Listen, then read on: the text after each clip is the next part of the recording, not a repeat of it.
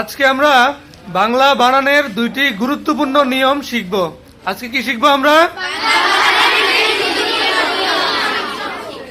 কোন শব্দের শেষে যদি জীবী যুক্ত হয় তাইলে দুইটাই দীর্ঘিকার হবে, যেমন বুদ্ধিজীবী, শ্রমজীবী, আইনজীবী, কৃষিজীবী, এগুলোতে কি হবে? বর্গীয় জতে কি হবে? বয়ে কি হবে?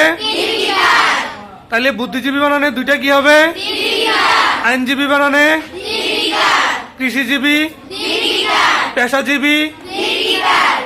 ঠিক আছে, 2 নম্বর নিয়মটা হচ্ছে কোন শব্দের শেষে যদি আলি যুক্ত থাকে, কোন শব্দের শেষে যদি তাহলে হবে, যেমন রূপালী, পূবালী, মিতালি, স্বর্ণালী, গীতালি, সবগুলোতে কি হবে? রূপালী বানানে, পূবালী বানানে, স্বর্ণালী বানানে, মিতালি বানানে।